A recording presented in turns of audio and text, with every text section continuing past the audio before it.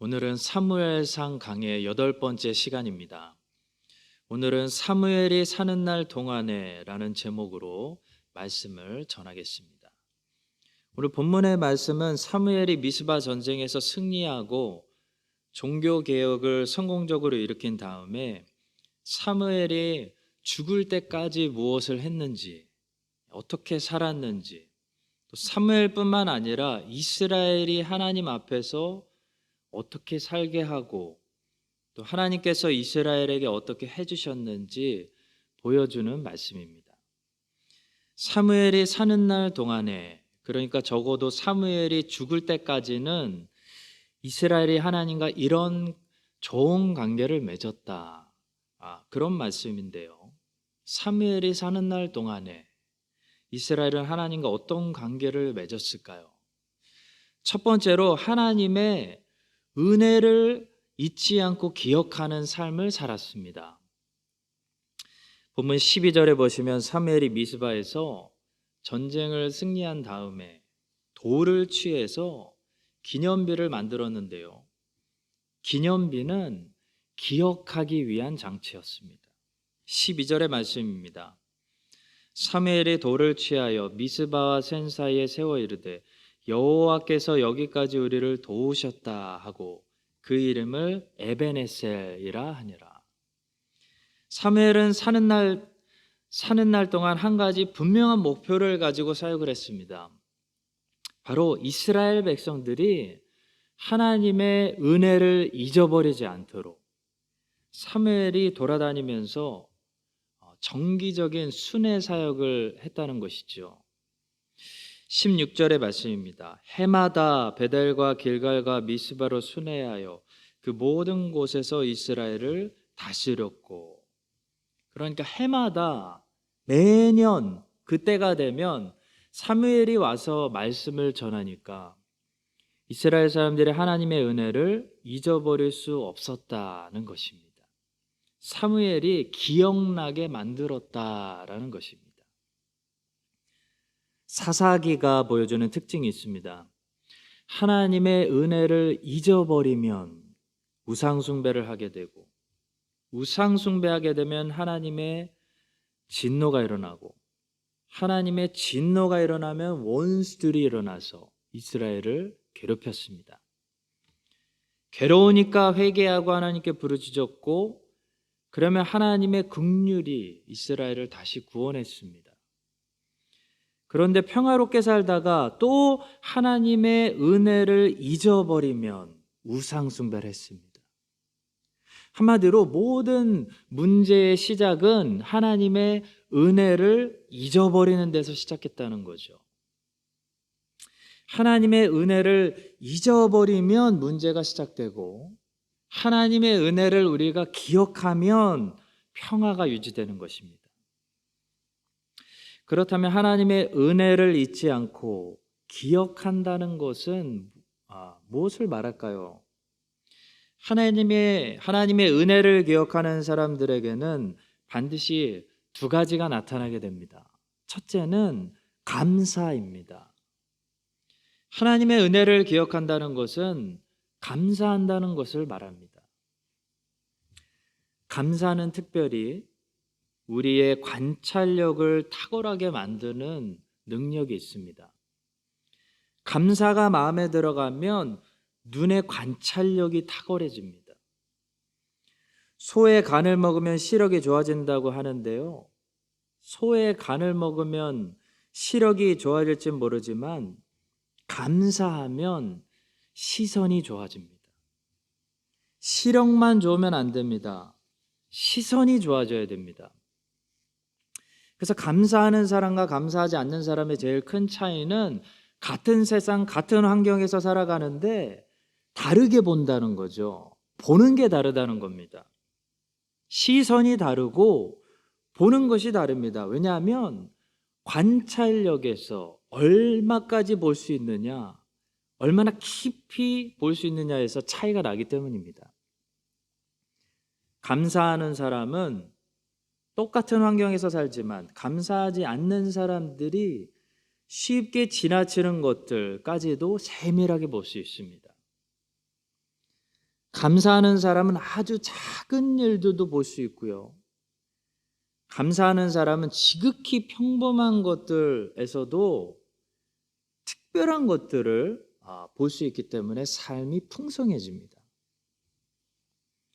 감사하면 관찰력이 탁월해지기 때문에 작은 일 하나하나, 매일 하루하루 이 시간의 가치를 깨닫게 되고 그 가치를 깨닫게 되기 때문에 소중히 여기게 됩니다. 귀하게 여기게 됩니다. 성경은 한 영혼의 가치에 대해서 천하보다 귀하다고 말씀하고 있는데요. 이 한 영혼의 가치를 정말 깨달으려면, 그 가치를, 소중함을 느끼려면 먼저 감사가 필요합니다. 감사하는 심령이 돼야 됩니다. 감사하는 사람들은 해글리 공원을 걸으면서도 나무들이 눈에 들어옵니다. 그래서 나무 한 그루에 대해서도 하나님께 감사하며 그 한 그루의 나무가 주는, 제공하는 기쁨을 받아서 누릴 수 있다는 거죠. 요나단 에드워즈는 신학자들 중에서 특별히 이 관찰력이 매우 뛰어났습니다. 그는 신학자이면서 철학자이면서 과학자에 가까웠습니다. 요나단 에드워즈는 곤충들을 연구하고 거미가 어떻게 거미줄을 만드는지도 연구했습니다. 관찰했습니다. 그에게는 사물들을 깊이 들여다볼 수 있는 눈이 있었습니다. 그래서 요나단 에드워즈의 신학은, 그가 남긴 신학은 굉장히 심오하고 깊다라고 사람들이 판단합니다. 남들이 들여다보지 못하는 곳까지 깊이 들여다보는 시선이 있기 때문에 남들이 생각하지 못하는 것들까지도 깊이 생각할 수 있었습니다. 감사하는 사람은 이 눈의 기능에서 탁월함을 나타냅니다. 감사하는 사람은 남들이 보지 못하는 것들을 보기 때문에 모든 것이 소중합니다. 모든 것이 하나님의 선물이고 모든 것이 자신이 감사할 것들로 둘러싸여져 있다고 생각합니다. 그래서 누군가가 감사하는 마음은 귀하게 여기는 마음이다. 소중히 여기는 마음이다. 감사하는 마음은 가치를 알아보는 마음이다 라고 말했습니다. 성도 여러분, 하나님의 은혜를 우리가 기억한다는 것은 구체적으로 감사한다는 것을 말합니다. 여러분과 제가 감사가 풍성해짐으로 우리의 눈이 열려서, 우리의 눈이 더 활짝 열려서 늘 큰 눈으로 아주 작고 평범한 일상 속에서도 하나님의 이 엄청난 선물들, 하나님의 은혜들을 발견하는, 그래서 모든 하나님이 주신 인생의 이 선물들을 소중히 여기고 귀하게 여기는 그런 감사 인생들이 되시기를 간절히 축복합니다. 하나님의 은혜를 기억하는 사람들에게 나타나는 두 번째 모습은 겸손입니다. 첫 번째는 감사이고 두 번째는 겸손입니다. 하나님의 은혜를 잊지 않고 기억하면 우리는 늘 교만해지지 않고 겸손하게 살아갈 수 있습니다. 하나님의 은혜를 아는 사람들은 전부 겸손한 사람들이었습니다. 그들은 하나님 앞에서 언제나 자신을 낮췄습니다. 사람들이 옆에서 그들을 대단하다고 칭찬할 때도, 칭찬할지라도 그들 스스로는 자기를 매우 낮은 사람들로 여겼습니다. 그것이 겸손이죠. 다른 사람들이 나를 천하고 낮게 보는 것은 겸손이 아닙니다. 그것은 멸시입니다. 다른 사람들은 나를 존경할 만한 사람들로 보더라도 나는 하나님 앞에서 스스로를 낮게 생각하는 것, 그것이 겸손입니다. 다윗은 모든 사람들에게 사랑과 존경을 받았습니다. 아무도 다윗을 감히 무시하지 않았습니다. 모든 사람들이 다윗을 자신들의 왕이라고 불렀습니다.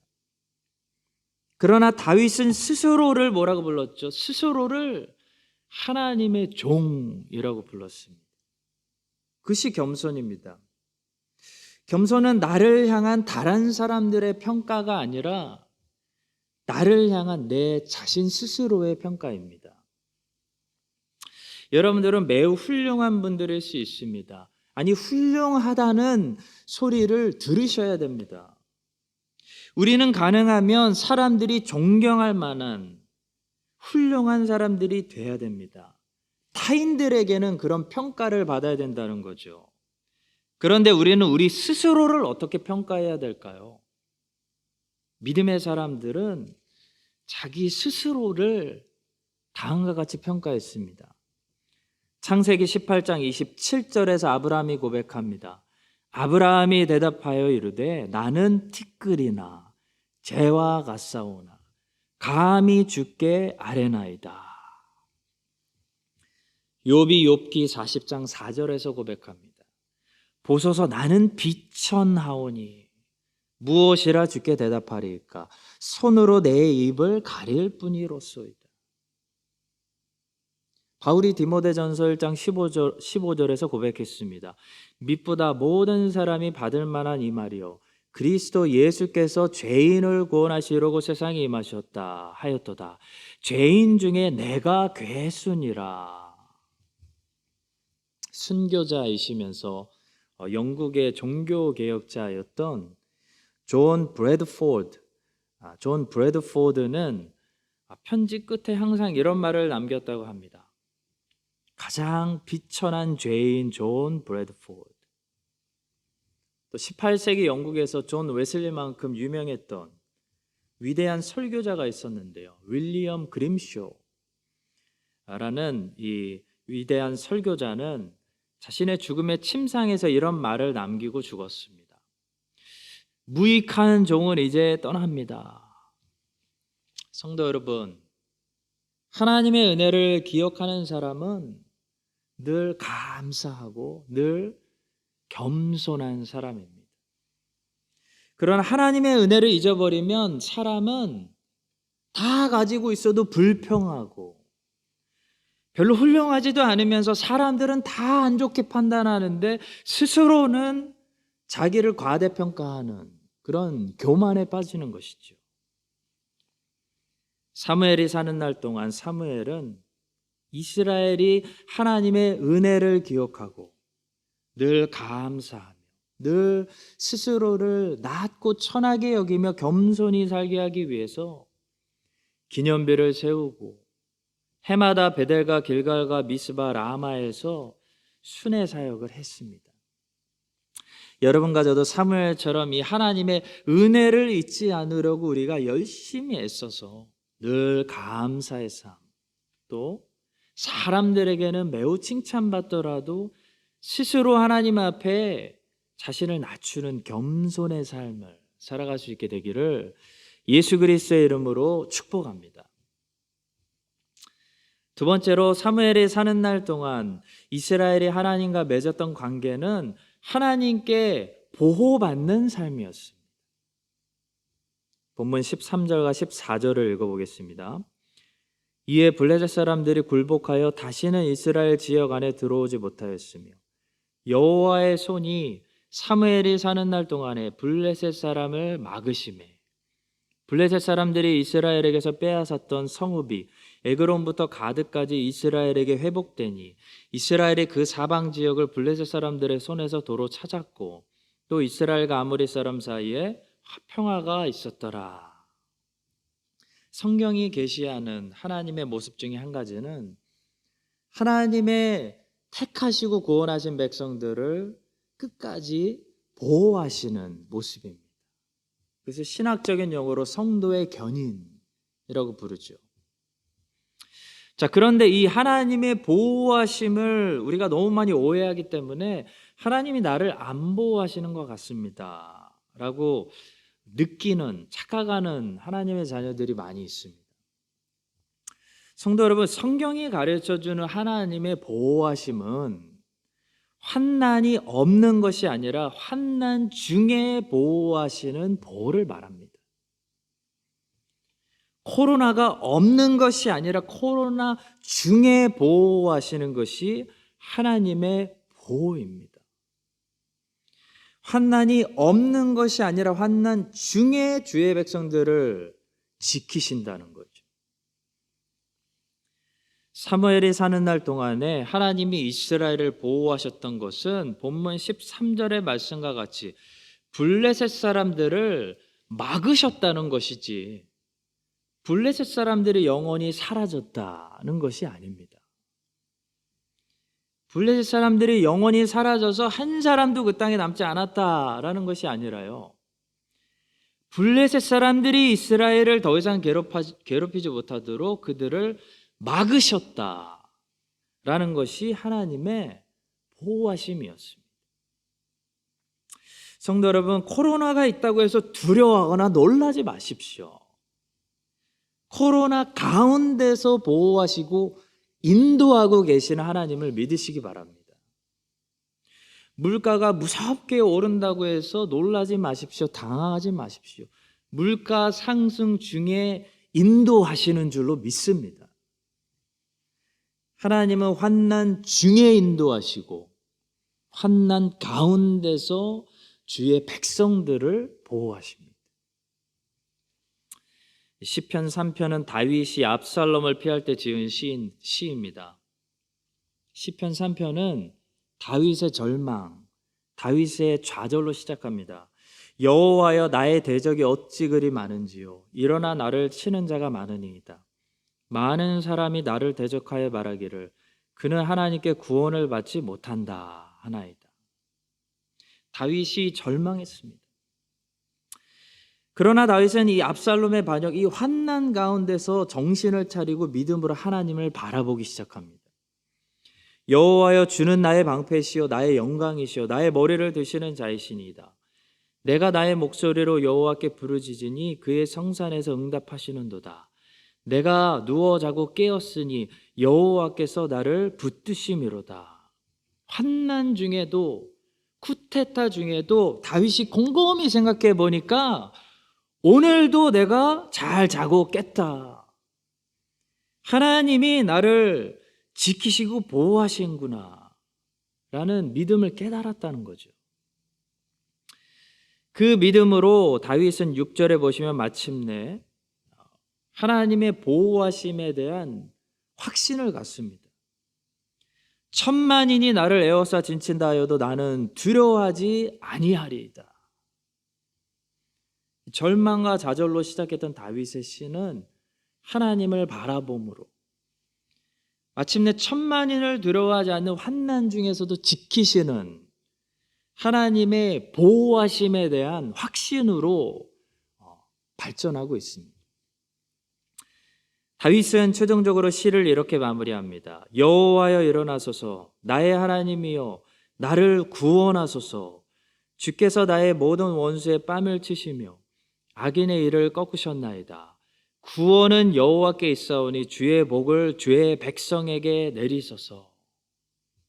하나님은 우리에게 아무런 환난도 허락하지 않으시는 하나님이 아니라, 하나님은 우리를 어떤 환난 가운데서도, 어떤 종류의 환난 가운데서도 안전하게 지키시는 분입니다.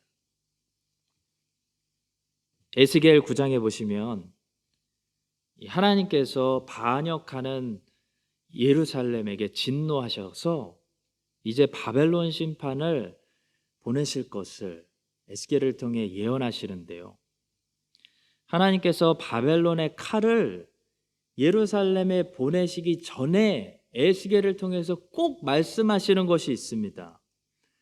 꼭 하나님이 택하신 백성들에게 먼저 하시겠다고 하는 말씀이 선포됐다는 거죠. 그것은 바로 그들의 이마에 인을 쳐서 그들은 멸망 중에 함께 멸망당하지 않도록 바벨론 칼이 반드시 그들을 비껴가도록 보호하신다는 말씀입니다. 에스겔 9장 5절과 6절입니다.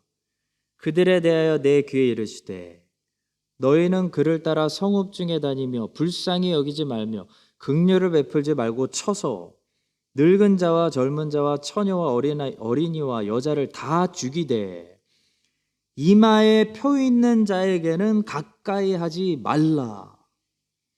내 성소에서 시작할지니라 하심에 그들이 성전 앞에 있는 늙은 자들로부터 시작하더라. 바벨론 심판이라는 불같은 시험 가운데서도 하나님의 택하신 자녀들은 하나님이 그 불 속에서도 보호하신다는 말씀입니다.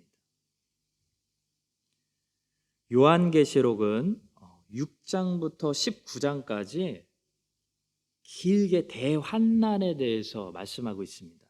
예언하고 있습니다.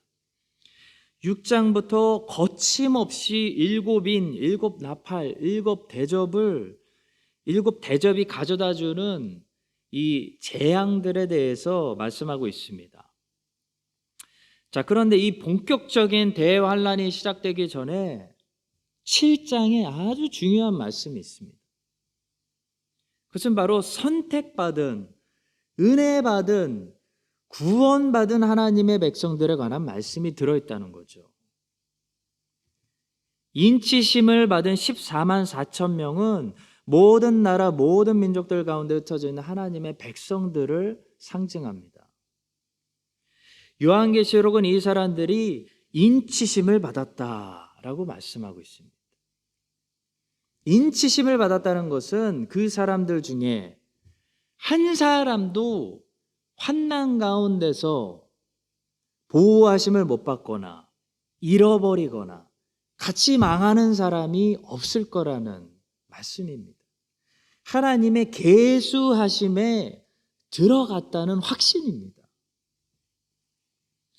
요한계시록의 대환난에 대해서 본격적으로 말씀을 시작하기 전에 먼저 택하신 백성들이 인치심 받았다, 하나님의 계수함에 들어갔다 라는 사실을 보여주는 것은 대환난 중에서도 아무리 대환난이 일어나도 하나님의 자녀들은 하나님이 보호하신다라는 사실을 말씀하고 있는 것입니다. 성도 여러분, 환난이 왜 있지? 라고 생각하지 마십시오. 하나님의 보호하심은 환난 없음이 아니라 환난 중에 인도하시는 보호하심입니다. 세상에 심판이 없고 기근이 없고 전쟁이 없고 질병이 없고 환난이 없을 수는 없습니다. 앞으로 더 심해질 겁니다. 왜냐하면 세상이 심판을 받아야 하기 때문입니다.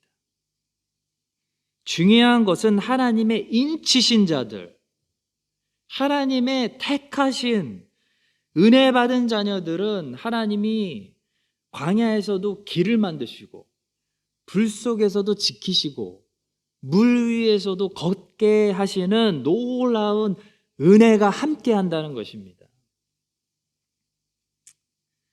다윗은 시편 23장 5절에서 주께서 내 원수의 목전에서 내게 상을 차려주시고 기름을 머리에 부으셨으니 내 잔이 넘치나이다 라고 고백했습니다. 다윗에게 원수가 없었던 것이 아니라 원수의 그 목전에서 하나님이 다윗을 높이시고 다윗에게 기름 부으시고 다윗을 축복하셨다는 말씀입니다. 에스겔은 그발 강가 사로잡힌 자 중에 있을 때 하나님을 봤습니다. 에스겔이 평생 제사장이었는데 하나님의 영광을 처음 보았던 것은 환난이 없는 예루살렘이 아니라 환난의 장소, 그발 강가, 바벨론 땅, 사로잡힌 자 중에 있을 때였다는 것이죠. 에스겔 1장 1절과 2절입니다. 30째 해 넷째 달 초닷새에 내가 그발 강가 사로잡힌 자 중에 있을 때 하늘이 열리며 하나님의 모습이 내게 보이니 여호야긴 왕이 사로잡힌 지 5년 그달 초닷새라. 평생 제사장으로 하나님을 섬겼는데 하나님의 영광을 에스겔이 처음 보게 된 것은 환난 중이었다는 거죠. 베드로는 하나님의 교회에게 편지를 쓸 때 하나님의 자녀들이 편안한 환경 속에 있다고 말하지 않았습니다. 베드로는 하나님의 교회가 바벨론에 있다라고 말했습니다. 베드로전서 5장 13절입니다. 택하심을 함께 받은 바벨론에 있는 교회가 너희에게 문안하고 내 아들 마가도 그리하느니라. 당시 로마에는 큰 핍박이 있었기 때문에 유대인들은 로마를 바벨론이라고 불렀습니다. 성도 여러분, 다윗은 평생을 원수들 가운데서 살았습니다. 다윗에게 한순간도 원수가 없었던 적이 없었습니다. 평생을 원수들 가운데 둘러싸여 있던 다윗이 뭐라고 고백하죠?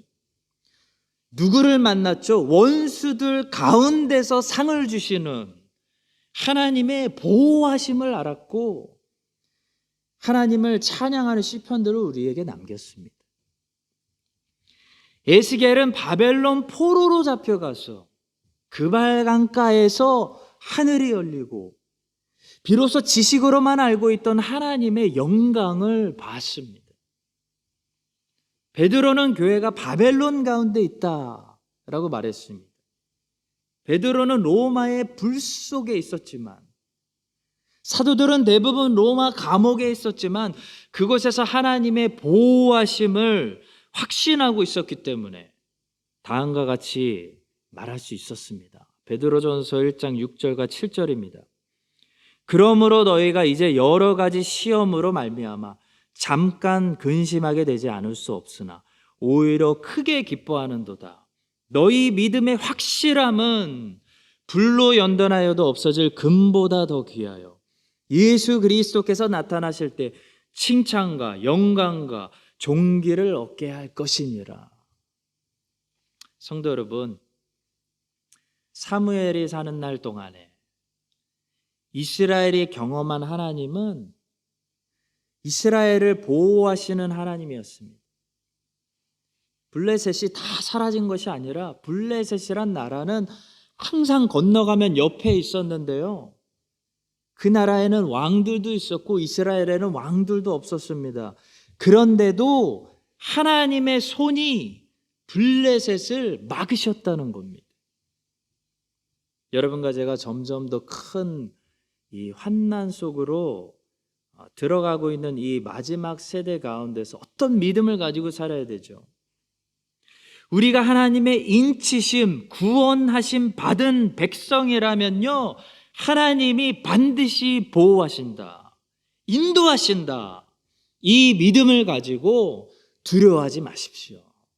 놀라지 말고 오늘 하루도 나에게 맡겨주신 장소에서 최선을 다하며 하나님을 사랑하며 예수 그리스도와 신실하게 동행하는 여러분과 제가 될 수 있기를 예수 그리스도의 이름으로 간절히 축복합니다. 마지막 세 번째로 짧게 말씀드리면, 사무엘이 사는 날 동안에, 다시 말해 사무엘은 목숨을 다하는 그 죽는 날까지 하나님과 동행했다는 것입니다. 본문은 사무엘이 은퇴할 때까지, 사무엘이 65세가 될 때까지라고 말하고 있지 않습니다. 본문은 13절과 15절에서 두 번 반복해서 사무엘이 사는 날 동안에 라고 분명하게 말씀하고 있습니다. 성도 여러분, 우리가 언제까지 하나님을 신실하게 사랑하고 섬기고 하나님께 순종하고 성령님을 잘 모시고 근심하게 하지 않고 하나님과 동행해야 할까요? 65세까지가 아닙니다. 은퇴할 때까지가 아닙니다. 사무엘이 사는 날 동안에 하나님의 은혜를 기억하고 하나님의 보호하심을 받은 것처럼 여러분과 저도 죽는 그날까지 우리가 사는 날 동안에 하나님을 끝까지 섬겨야 됩니다.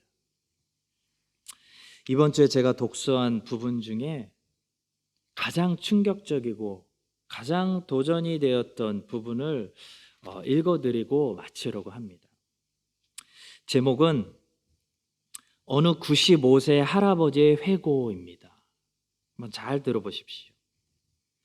나는 젊었을 때 정말 열심히 일했습니다. 그 결과 나는 실력을 인정받았고 존경을 받았습니다. 그 덕에 65세 때 당당한 은퇴를 할 수 있었죠. 그런 내가 30년 후인 95세 생일 때 얼마나 후회의 눈물을 흘렸는지 모릅니다. 내 65년의 생애는 자랑스럽고 떳떳했지만 이후 30년의 삶은 부끄럽고 후회되고 비통한 삶이었습니다. 나는 퇴직 후 이제 다 살았다. 남은 인생은 그냥 덤이라는 생각으로 그저 고통 없이 죽기만을 기다렸습니다. 덧없고 희망이 없는 삶, 그런 삶을 무려 30년이나 살았습니다. 30년의 시간은 지금 내 나이 95세로 보면 3분의 1에 해당하는 기나긴 시간입니다. 만일 내가 퇴직할 때 앞으로 30년을 더 살 수 있다고 생각했다면 난 정말 그렇게 살지는 않았을 것입니다.